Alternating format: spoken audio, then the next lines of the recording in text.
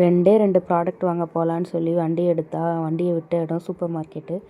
பக்கத்தில் இருக்க கடையில் கேட்டிருந்தாலே இந்த ப்ராடக்ட்லாம் கிடச்சிருக்கும். சூப்பர் மார்க்கெட் தான் போவோன்னு சொல்லி உள்ளே வந்து எல்லாமே தேவையில்லாத பொருட்கள்லாம் எல்லாமே எங்கள் கூடையில் தான் இருக்கும்.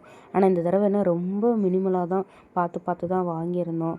மேக்ஸிமம் வந்து நான்லாம் முந்தி வந்து ரொம்ப நான் வேலைக்கு போகிறப்பலாம் அதை எடுறா இதை எடுறான்னு ரொம்ப பண்ணுவேன். இப்போ வந்து நான் வேலைக்கு போகலையா, அதுவும் இல்லாமல் நான் ஹோம்லி கேர்ள் ஆகிட்டேன்னா, ஹவுஸ் ஒய்ஃப் கூட. அதனால் இப்போ எல்லாமே பார்த்து இதுக்கு தேவையா, கண்டிப்பாக தேவையா, அவ்வளோதான். என் தம்பி கூட திட்டிகிட்டே இருந்தான், ஏய் நீ ரொம்ப பண்ணாத, வேணுங்கிறத எடுன்னா. தேவையா, யூஸ் பண்ணுவேன், ஆசைக்கு வாங்கி வச்சுட்டு அப்புறம் அதை அப்படியே செல்ஃப்லேயே கிடக்கும். எனக்காவது பார்த்து கீழே தூக்கி போடுறப்போ எக்ஸ்பிரி டேட் இருக்கும். எதுக்கு தேவையில்லாத வேலைன்னு அதெல்லாம் எடுக்கிறதே கிடையாது. இப்போலாம் எங்கே ஷாப்பிங் வந்தாலும் தம்பிக்கு ஏதாச்சும் வாங்காமல் வர்றதே கிடையாது. இந்த கிட்ஸ் செக்ஷன்லாம் நான் போனதே கிடையாது என் லைஃப்பில். சீரியஸாக சொல்லணுன்னா இந்த ஹேண்ட்பேக் செக்ஷன்லாம் நான் போகாத நாளே கிடையாது. எப்போல்லாம் போவேனோ ஷாப்பிங் அப்போல்லாம் அதை பார்ப்பேன். பட் இந்த டைம் அப்படியே நம்ம திங்ஸை இக்னோர் பண்ணிவிட்டு தம்பி டாய்ஸ் எல்லாம் இன்ட்ரெஸ்ட்டு காட்ட ஆரம்பிச்சிட்டான்.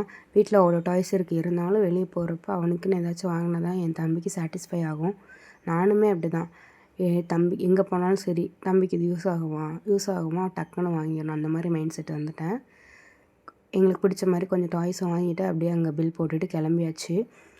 இப்போல்லாம் வெளியே போகிறப்போ வந்து முந்திலாம் வெளியே போகிறப்போ எதுவுமே மைண்டில் இருக்காது. இப்போ வந்து பைக்கில் கொஞ்சம் ஸ்பீடாக ஹஸ்பண்டோ இல்லை என் தம்பியோ போனால் கூட எனக்கு ரொம்ப பயமாக இருக்குது. வீட்டில் என்னை நம்பி ஒரு உயிர் இருக்குதா, மெதுவாக போக அப்படின்னு நான் சொல்லுவேன்.